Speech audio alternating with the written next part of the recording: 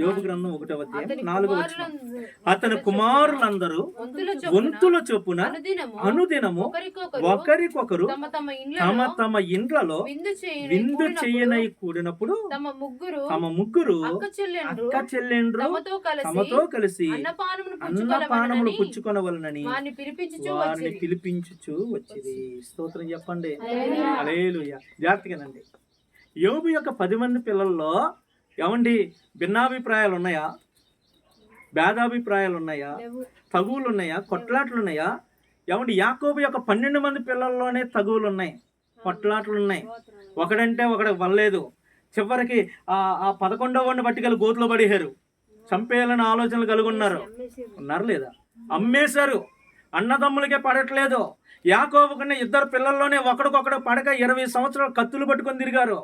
మరి యోబు పిల్లలు తిరిగారా? అట్లట్లేదా? తిరగలా.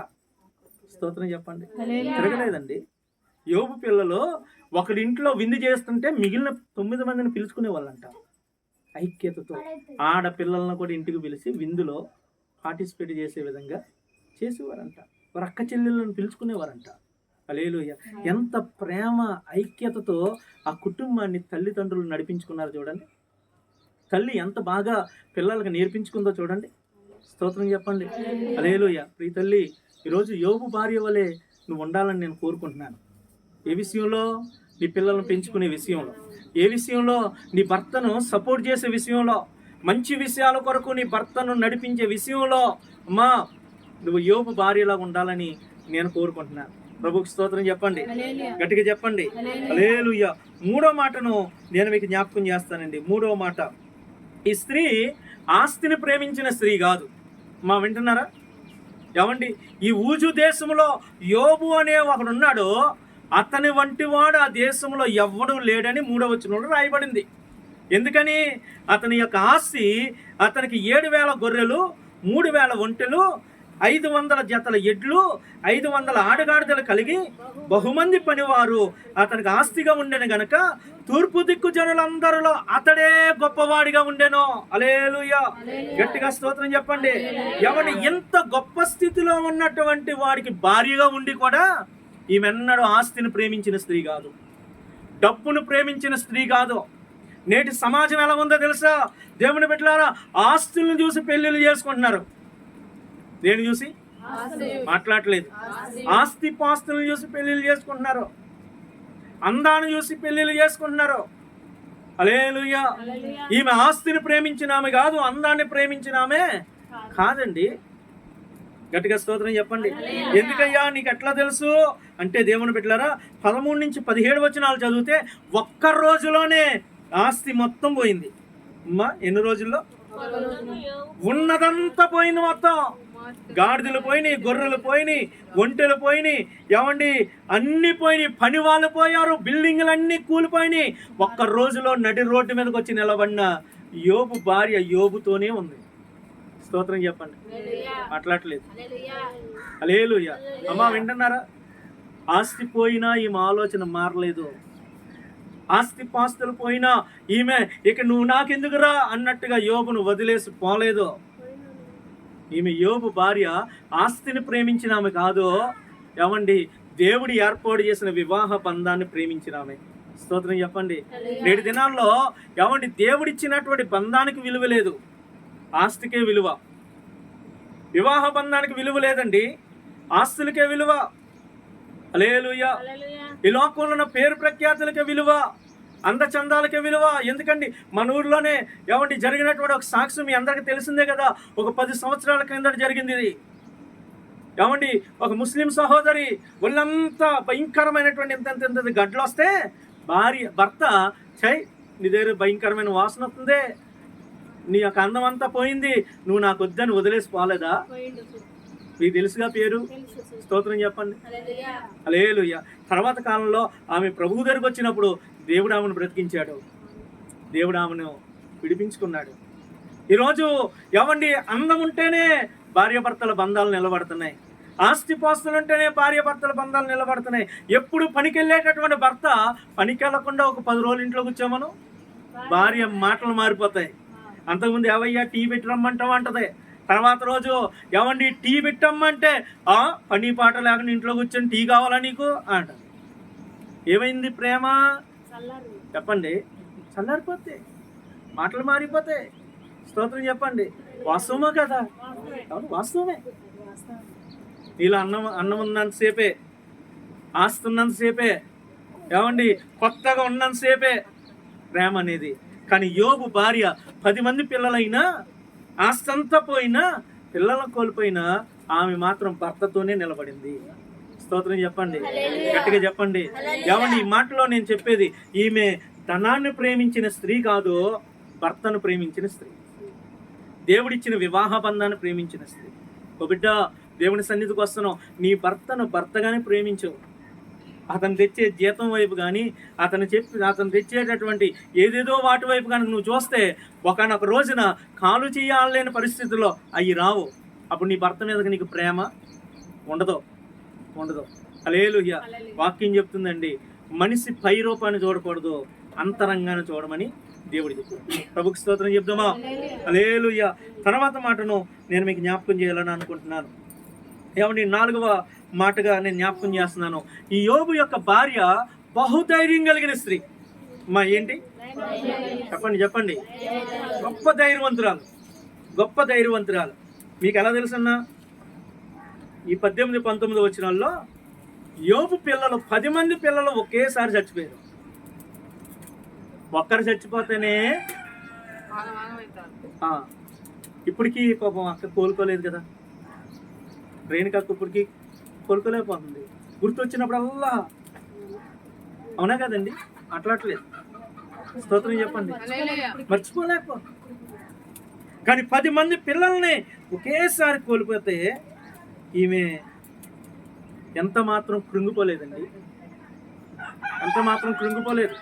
భర్త ఏమంటున్నాడో, యెహోవా ఇచ్చాను, యెహోవా తీసుకున్నాడేమో. యోబు అంటే ఈమె నోటంటే ఒక మాట.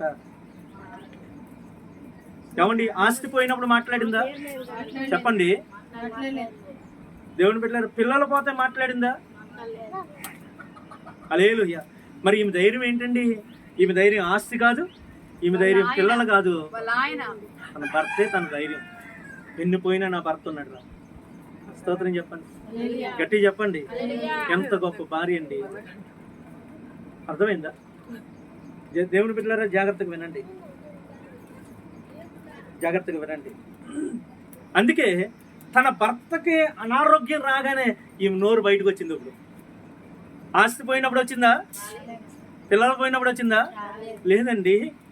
తన భర్త అంత ప్రార్థన చేసే భర్త, దేవుళ్ళని అంత యథార్థంగా ఎదుగుతున్న భర్త, నిత్యము దేవుని సన్నిధిని విడిచిపెట్టలేనటువంటి భర్త తన భార్య ఎప్పుడు గమనిస్తూ ఉంది, తన భార్య ప్రోత్సహిస్తూ ఉంది. అయ్యా ఇంకా భక్తి చేయి అన్నటువంటి ఈమె తట్టుకోలేకపోతుంది. ఇప్పుడు భర్తకు అనారోగ్యం రాగానే, భర్త ఒళ్ళంతా ఏమండి పుండ్లు పడి గీక్కోలేని స్థితిలో ఆ బూడిదలో కూర్చుంటే భార్య చూస్తూ ఉండలేకపోతుంది. అప్పుడు అంటుంది, బహుశా వెంటనే కూడా అని ఉండకపోవచ్చు ఈ మాట, ప్రార్థన చేసి ఉండొచ్చు. అయ్యా పిల్లల్ని తీసుకున్నావు, ఆస్తి తీసుకున్నావు, నా భర్తకి ఏందయ్యే పరిస్థితి, మేము ఏం తప్పు చేసామయ్యా అని ఎవడి కన్నీళ్ళు గార్చి ప్రార్థన చేసి ఉండొచ్చు, ఎంతో విలపించి ఉండొచ్చు, ఎంతో మొరపెట్టి ఉండొచ్చు. హల్లెలూయా. అప్పటికీ దేవుని దగ్గరికి సమాధానం రాకపోయేసరికి అప్పుడు ఏమందే, ఇంకెక్కడ యథార్థత అయ్యా, వదిలేరాదా? అట్లట్లేదండి. దేవుని సన్నిధికి వచ్చి నువ్వు వెంటనే అంటావా? సమస్య కలగని అంటావమ్మా? సమస్య కలగని అంటావు ఈ మాట? అనవండి. ఓర్చుకుంటావు, ప్రార్థన చేస్తావు. అప్పటికి సమాధానం రాకపోతే అప్పుడు అంటూ నీ పక్కన వాళ్ళతో ఇంకెక్కడ దేవుడమ్మా, ఏం దేవుడు, ఇన్ని జరిగినాయి, ఏం దేవుడు, ఎంత ఓర్చుకున్నా ఇదన్నా చేస్తాడనుకోండి, ఇది కూడా చేయలేదు, ఇంకేం దేవుడు అని అప్పుడు అంటావు నువ్వు. స్తోత్రం చెప్పండి. ఈమె నోటంట కూడా ఆ మాట బహుశా చివరి సమయంలో వచ్చి ఉండాలి. ఏమన్నా ఇంతకుముందు ఈమె జీవితం, ఇంత అద్భుతమైన జీవితాన్ని మనం పక్కన పెట్టేసి ఏం చూస్తాం?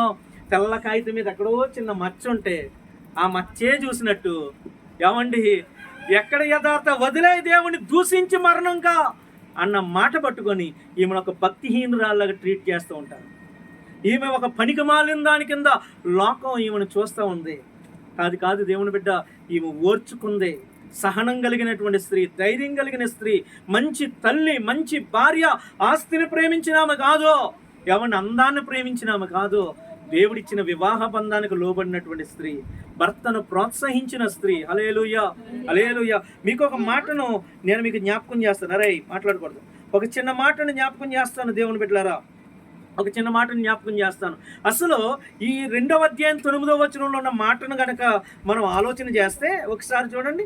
2వ అధ్యాయం 9వ వచనం. అందుకు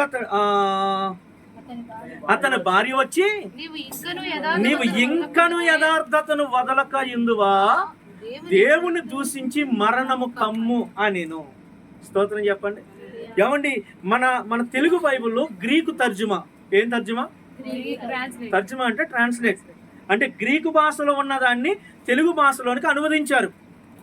గ్రీకు భాషలో ఈ 9వ వచనంలో ఏమని రాయబడిందో తెలుసా? నీవు ఇంకనూ యథార్థత వదలక ఇందువా నీ దేవుణ్ణి దీవించి చచ్చిపో అన్నట్ట. అమ్మా ఏంటి? నీ దేవుణ్ణి దీవించి దూషించి అని ఉన్నదంట. నేను చదవలేదు, నాకు గ్రీక్ రాదు. ఏమండి, బైబిల్ స్కాలర్స్ చెప్పిన మాట నేను మీకు చెప్తున్నాను. అర్థమవుతుందమ్మా? అమ్మ అర్థమవుతుందా? అయితే బైబిల్ ట్రాన్స్లేట్ చేసేటప్పుడు జాగ్రత్తగానండి, బైబిల్ ట్రాన్స్లేట్ చేసేటప్పుడు ఇదేంట్రా దీవించి చచ్చిపోవడం ఏంటి? వినండి, నా వైపు చూడండి. ఇక దీవించి చచ్చిపోవడం ఏంటి? కాబట్టి దీవించి కాదు, బహుశా ఆవిడ దూషించమని ఉంటుంది, శపించమని ఉంటుంది అని ఇక తెలుగు ఇంగ్లీష్ బైబిల్స్లో ఏమండి దూషించి అనే మాట, శపించి అనే మాటను వారు యాడ్ చేశారు. జాగ్రత్తగానండి, వారు యాడ్ చేశారు. కానీ ఒరిజినల్ ట్రాన్స్లేషన్లో దేవుని దూషించమని ఈమె అనలేదంట. నీ దేవుని దీవించి చచ్చిపో, దేవుని దీవించి చచ్చిపో అందంట. స్తోత్రం చెప్పండి. ఇప్పుడు ఒక చిన్న మాట అండి, సరే దూషించి అనుకో, ఇంకేం మూర్ఖురాలేనా? ఇందాకే కదా చిన్న సాక్ష్యం చెప్పాను. ఎందుకని ఉంటది? అరే భర్తను ఆస్తి కోల్పోయాను, పిల్లలను కోల్పోయాను, ఇక భర్త ఉన్నాడనే ధైర్యంతో నేను బ్రతుకుతుంటే భర్తకి ఎట్లా ఉంది? సరే దేవుడు విడిపిస్తాడని నేను ఎంత ప్రార్థన చేసినా దేవుడేమో కనికరించట్లేదు అనే బాధలో ఒకవేళ ఆమె ఉండొచ్చు. స్తోత్రం చెప్పండి. మనకి ఇదే పావలో కొత్త నిబంధనలో ఒక వ్యక్తి కనబడతాడు, నూతన నిబంధనలో ఒక వ్యక్తి మనకి కనబడుతూ ఉంటాడు. ఒకసారి ఆ మాటను మనం చూద్దాం. మత్తయి సువార్త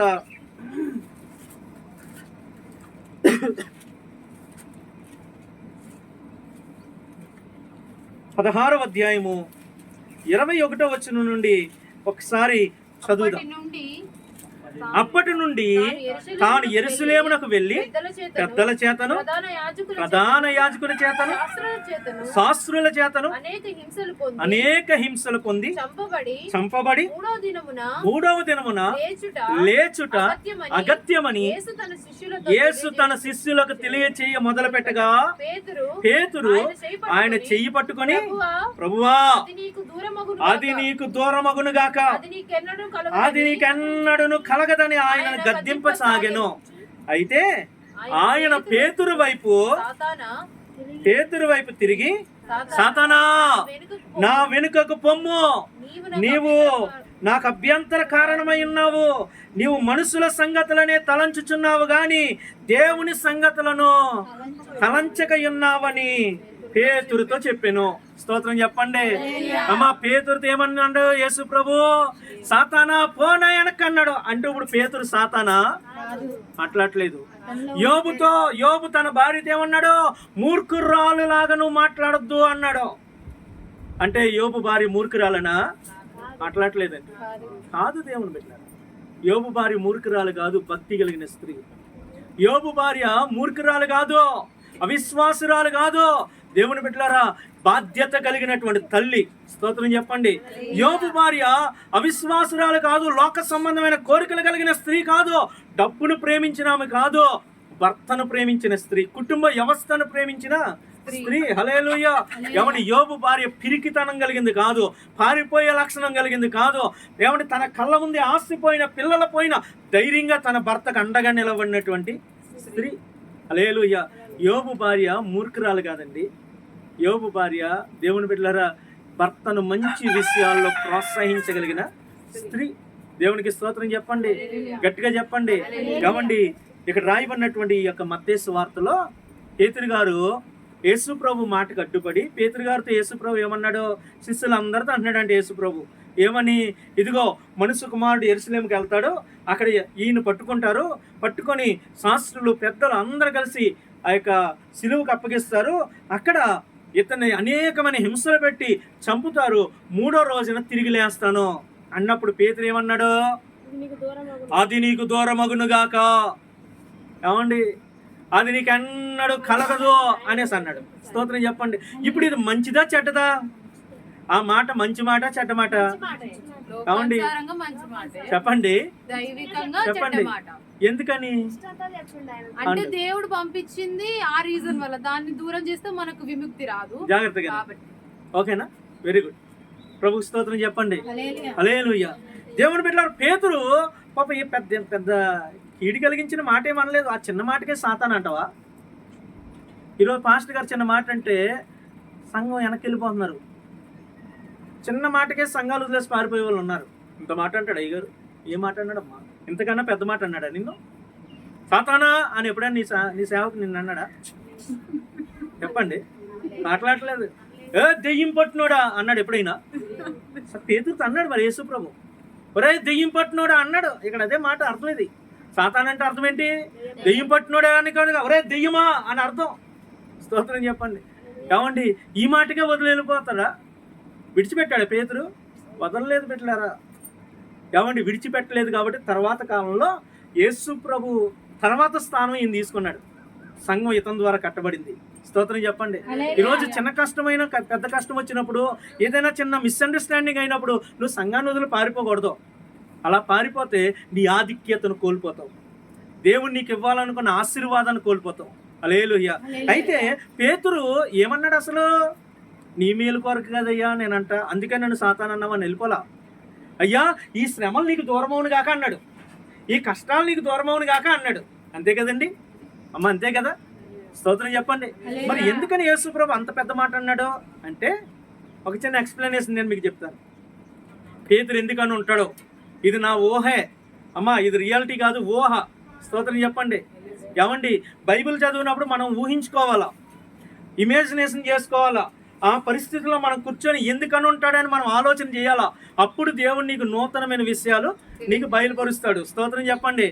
రాయబడినటువంటి మాటను ఒకసారి మనం ఊహించుకుందాం. ఎట్లా ఊహించుకుందామంటే, ఇప్పుడు యేసు ప్రభు పేతుని పిలిచేటప్పుడు పేతురు ఏం చేసేవాడు? చేపలు పట్టేటోడు. వెరీ గుడ్, చేపలు పట్టేటోడు. అవునా కదండి? చేపలు పట్టే వలలు వేస్తున్నప్పుడు యేసు ప్రభు పేతురు పిలిచాడు. పేతురు, నువ్వు చేపలు పట్టడానికి కాదు, మనుషులు పట్టే జాలరుగా మారుస్తాను, నన్ను వెంబడించి అన్నాడు. స్తోత్రం చెప్పండి. ఇప్పుడు పేతురుని ఏమండి ఒకప్పుడు గోచి పెట్టుకొని తిరుగుతా, రే పేతురుగా ఇటు రారా అనేటోడు. ఇప్పుడు యేసు ప్రభు వెనకాల నిలువుటంగి వేసుకొని తిరుగుతున్నాడు. గోచి పోయింది, ప్యాంట్ వచ్చింది ఒంటి మీదకి, నిలువుటంగి వచ్చింది, రేంజ్ మారింది. స్తోత్రం చెప్పండి, గట్టిగా చెప్పండి. ఎవరన్నా వచ్చినప్పుడు పేతురు గారి దగ్గరకు వచ్చి బతుకులాడుకుంటున్నారు, శిష్యుల దగ్గరకు వచ్చి అయ్యా ఒక్కసారి యేసు ప్రభుని కలవాలా. ఏమండి, ఏమైంది? ఇప్పుడు యేసు ప్రభు పిఏగా మారిపోయాడు. ఒక మాటలో చెప్పాలంటే పర్సనల్ అసిస్టెంట్. ఎమ్మెల్యే గారిని కలవాలంటే ముందు ఎవరిని కాకపట్టాలి? మాట్లాడలేదు, పిఏని కాకపట్టాలా. హల్లెలూయా. స్తోత్రం చెప్పండి. పిఏ ఎక్కడైనా కనబడినప్పుడు గబగబా టిఫిన్ ఇప్పిస్తారు, గబగబా డ్రింక్స్ తెస్తారు. ఎందుకు? రేపు పొద్దున పని ఉన్నప్పుడు వెళ్తే ఈడు పోవడం లోనకి. దేవుడు కరుణించినా, దేవుడు వరం ఇచ్చినా పూజారు కరుణించలేదంట. అట్లా దేవుని పెట్టలేరా? ఎమ్మెల్యే గారు మేలు చేసేవాడైనా పిఏ కానీ కరుణించలేదనుకో, నీకు అంత భాగ్యం దక్కదు కదా. కాబట్టి ఈ యొక్క పేతురు రేంజ్ మారింది. ఏం మారింది? మాట్లాడలేదండి. ఒకప్పుడు ఎందుకు పనికి రానోడో, అగౌరవ పదార్థాలతో పిలవబడినోడు ఈరోజు రేంజ్ మారిపోయింది. స్తోత్రం చెప్పండి. రెండవది, పూట గడవడం కష్టంగా ఉండేది ఒకప్పుడు పేతురికి. రాత్రంతా వలలేస్తే ఒక చేప కూడా పడేది కాదు. ఇప్పుడు పేతురికి చేపలు పట్టుకునే పని లేదు. సమృద్ధి, తినడానికి లోటుందా? మాట్లాడలేదండి. ఆకలేస్తుంది అయ్యా అంటే ఆ రాళ్ళు పట్టుకోరా రొట్టెలుగా మారుస్తానని ప్రభు పక్కన ఉన్నాడు. స్తోత్రం చెప్పండి, గట్టిగా చెప్పండి. హల్లెలూయా. స్తోత్రం చెప్తామా? అంటే తిండికి లోటు లేదు, పేరు ప్రఖ్యాతులకి లోటు లేదు. ఏమండి వ్యవసాయాలు చేసి పంటలు పండించే అవసరత పేతురికి లేదు. తర్వాత మూడో మాట చెప్తున్నాను, ఒకవేళ జబ్బు చేసింది అనుకోండి, హాస్పిటల్ బిల్లు ఉందా పేతురికి? అట్లా అండి, హాస్పిటల్ బిల్లు లేదు. ఎందుకు? ఒకనొక రోజు పేతురు అత్తగారికి జ్వరం వచ్చింది. యేసు ప్రభు ఇంటికి వెళ్ళి ఇలా చేయి పట్టుకోగానే ఆమె లేచి కూర్చుంది. జ్వరం ఆమెను వదిలేసి వెళ్ళిపోయింది. హల్లెలూయా. అంటే హాస్పిటల్ బిల్లు కూడా లేదు, ఫుడ్ బిల్లు లేదు, ఏమండి హాస్పిటల్ బిల్లు లేదు. దేవుని స్తోత్రం చెప్పండి. ఏమండి ఫ్రీ పబ్లిసిటీ, ఏమండి ఏ పబ్లిసిటీ, ఏమండి ఫేమస్ అయిపోయాడు ఇప్పుడు. స్తోత్రం చెప్తామా? హల్లెలూయా. గట్టిగా చెప్పండి హల్లెలూయా. ఏమండి ఇంటి బిల్లు లేదు, ఇంటికి రెంట్ లేదు, కరెంటు బిల్లు లేదు, ఏం లేదు. చివరికి ఇంటి పన్ను కట్టుకునేటటువంటి అవసరం కూడా ఎందుకు? ఏమండి యేసు ప్రభుతోనే ఉండేవాడు. అవునా కదా? యేసు ప్రభుతోనే ఉండేవాడు. ఒకరోజు ఆ పన్నులు కట్టించుకునే వాళ్ళు వచ్చి, ఏవయ్యా ఏంది పన్ను కట్టడా, మీ ప్రభు పన్ను కట్టడా అంటే యేసు ప్రభు ఏమన్నాడు? పేతురు ఎల్లు గాలమై అన్నాడు. ఏమేమన్నాడు? గాలమై అన్నాడు. ఎందుకు ప్రభు అంటే, నువ్వు గాలం వేస్తే మొదట ఒక చేప వస్తుంది, ఆ చేప నోట్లో చేయి పెడితే ₹1 వస్తుంది, నీకు ఒక ₹10, నాకు ఒక ₹10 పన్ను కట్టే అన్నాడు. స్తోత్రం చెప్పండి. ₹10 సంపాదించాలంటే రోజంతా పని చేయాలి ఆ రోజుల్లో. ఏమండి ప్రభు తలుచుకుంటే క్షణంలో రోజు కూలిచ్చేసాడు. అంటే ఇప్పుడు కష్టపడి సంపాదించుకునేంత పని కూడా ఏమండి ఈ వీటి బిల్లు లేదు, వస్త్రాల బిల్లు లేదు, రూమ్ రెంట్ లేదు, కరెంటు బిల్లు లేదు, హాస్పిటల్ బిల్లు లేదు, ఫుడ్ బిల్లు లేదు, ఇంటికి పన్ను కట్టాలనే బాధ లేదు. ఇంత సేఫ్టీగా ఇంత లగ్జరీగా బతుకుతుండే పేతురు శిష్యులందరూ. సడన్లీ యేసుప్రభు ఏమన్నాడు? కాదు ఏమన్నాడు? యెరూషలేముకి వెళ్తామరా, నన్ను పట్టుకుంటారు, నన్ను చంపేస్తారు, సిలువేసేస్తారు అని. కానీ పేతురికి ఇవన్నీ గుర్తొచ్చుంటాయి. అమ్మ ఈయన వెళ్ళిపోతే ఇప్పుడు రూమ్ రెంట్ ఎవరు కడతాడు, ఈయన వెళ్ళిపోతే నాకు ఫుడ్ ఎవడు పెడతాడు, ఈయన వెళ్ళిపోతే అమ్మ నాకు జబ్బు వస్తే హాస్పిటల్లో పోవాలా, మళ్ళీ గోచి పట్టాలా, మళ్ళా వల్ల వేయాలా, రాత్రంతా కష్టపడి ఒక చేప పడదో తెలీదు అని. అయ్యా ఇదంతా నీకు చెప్తలేదు, దూరమవును గాక. అందుకనే బహుశా ఈ లోక సంబంధమైన ఆలోచనలు పేతురులో ఉన్నాయి కాబట్టి ప్రభు ఏమన్నాడు తెలుసా? ఏమంటే నీవు నాకు అభ్యంతర కారణమై ఉన్నావు. 33:23లో నీవు మనుషుల సంగతులనే తలంచుచున్నావు కానీ దేవుని కార్యాలు తలంచడం లేదు. స్తోత్రం చెప్పండి. అర్థమవుతుందమ్మా? పేతురు ఏ కార్యాలంట? మనుషుల సంగతులు అంటే ఇయ్యే. మరి ఈయన వెళ్ళిపోతే మనకు భోజనం పెట్టేవాడు ఎవడు ఉంటాడో, ఈయన వెళ్ళిపోతే కనుక 10 మంది ఇప్పుడు నా దగ్గర రారు, నన్ను పట్టించుకోరు, ఈయన వెళ్ళిపోతే కనుక నాకు జబ్బు చేస్తే నన్ను ఎవడు బాగు చేస్తాడో, ఈయన వెళ్ళిపోతే కనుక నేను ఏడకెళ్ళి ఏడ సంపాదించాలో, మళ్ళా ఈ ఆలోచనలు పేతురులో ఉండి ఇది నీకు దూరమగును గాక అన్నాడు. హల్లెలూయా. అందుకనే పేతురుని దేవుడు సాతానుతో పోల్చాడు. ఎవరితమ్మా? అట్లేదు. అంటే ఈ సాతాను యొక్క బుద్ధది, సాతాను బుద్ధది. ఇదిగో వీటన్నిటి కొరకే పరుగులెత్తడానికి ప్రయాసపడతారు కానీ ప్రభు కార్యాల గురించి ఆలోచించరు. వీళ్ళు దేవుని పని కొరకు ఆలోచన చేయరు, దేవుని చిత్తం కొరకు ఆలోచన చేయరు. ఎంతసేపు చూసినా లోక సంబంధమైనయే, ఎంతసేపు చూసినా అయ్యే. హల్లెలూయా.